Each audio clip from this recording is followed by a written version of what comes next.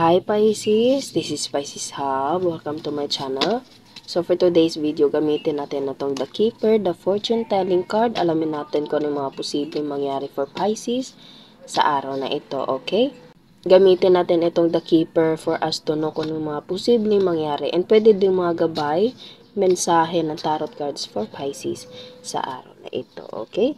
So, reminder lang po na ito ay general reading Pisces. So, pwede pong mag-resonate, pwede pong hindi, okay? And, this is a timeless reading Pisces. Ang ating daily reading ay always pong timeless. So, kahit anong araw, buwan o taon mo ito napanood, basta mag-resonate po sa sitwasyon nyo, take nyo lang, okay?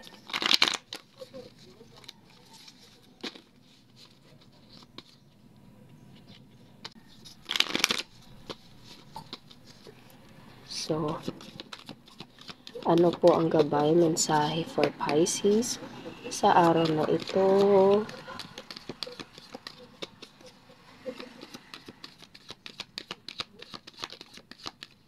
Ayun. So, there's a change. It's either change of location, Pisces, kasi meron tayo ditong parang sasakyan, okay? And parang naghahakot sila. Parang pwede ding lilipat kayo ng bahay, pwedeng naghahanap kayo ng ibang bahay, or pwedeng merong travel, okay? Or pwedeng merong pagbabago sa pamumuhay niyo, Pisces. Pwede pong ganun. There's a change. There's something change in your life, okay? So, ano pa po? Ano pa po ang message po for Pisces sa araw na ito?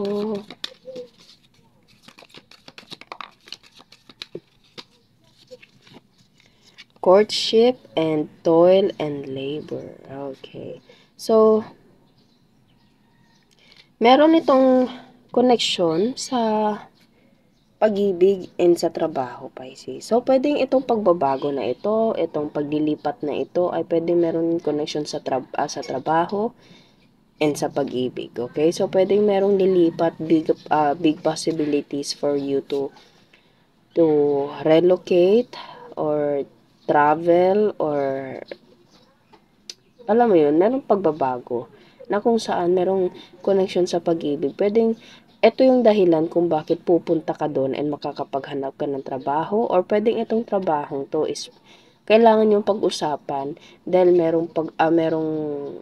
alam mo yun, paglilipat na mangyayari.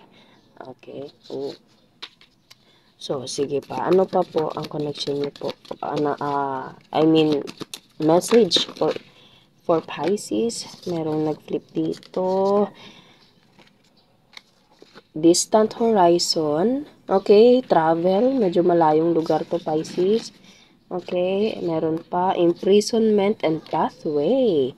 Oh, so, again, pwede meron itong connection sa love and sa trabaho. And sa nararamdaman ko, medyo malayo to talaga. Kasi, pwedeng sa ibang bansa to siya, Pisces. Sa ibang lugar, sa ibang syudad, okay? Kasi nakikita niya distant horizon mismo. Okay?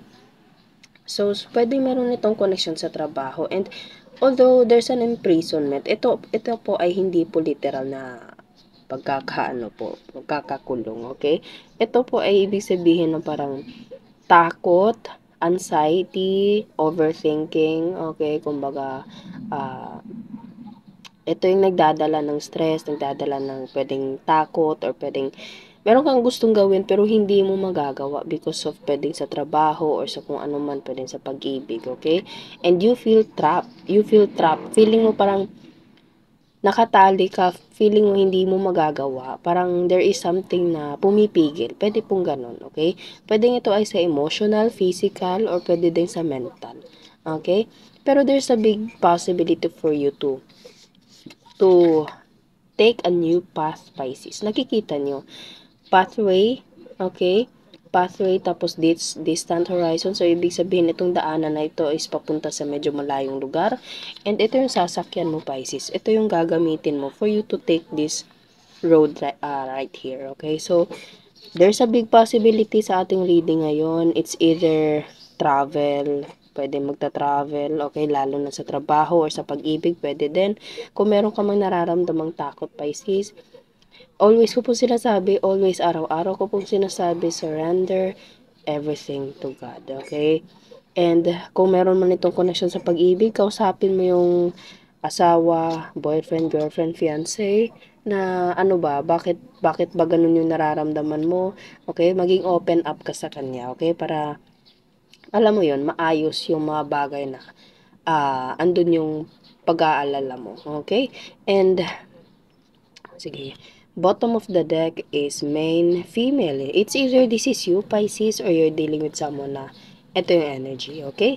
So, there's a big possibility for you. This is you, Pisces, or you're dealing with someone na ganito, na main female. Although wala po tayong gender specific po. So, it's either this is a feminine, masculine, pwede din po, or LGBT. Okay? Basta main female siya. So, this is your reading, Pisces. There's a big possibility for you to change, relocate, travel, okay? Or pwedeng, kung hindi naman literal na travel, pwede din namang something na pagbabago. Okay? Pero sa nararamdaman ko, there's a big possibility for you to travel. It's either this is connected by love or by work. Okay? And medyo malayo to siya, distant horizon. Malayo-layo talaga to. Okay? Pwedeng dadaan ka, sasakay ka ng eroplano or barko. Nakikita nyo parang lumilipad na barko to, Pisces. Okay? And kung ano kung ano man yung takot, surrender first of all, surrender everything to God, and kausapin yung mga taong dinidin nyo po. And there's a new path na darating for you, and pwedeng you're dealing with someone na may feminine energy, or pwedeng ikaw ay feminine energy. Okay? So, sige, kuha tayo ng mga initials, random words kung sino po itong dinidin ni Pisces ngayon o konektado sa ating reading sa araw na ito. Ayun, so merong maliit ang ilong, maputi, okay, mapagbigay, katrabaho, straight hair, letter U, and kapatid. Okay, so pwedeng isa din yung kapatid mo na makakapag pwedeng rason kung bakit merong traveling, okay? Or kahit ano po. So, ito po yung reading for Pisces sa araw na ito. Naway nagustuhan niyo po. Huwag niyo po sanang kalimutan na mag-like at mag-subscribe po sa ating channel and click the bell button, Pisces, para ma-notify po kayo sa next videos na i-upload natin, okay? So, thank you, Pisces, and God bless!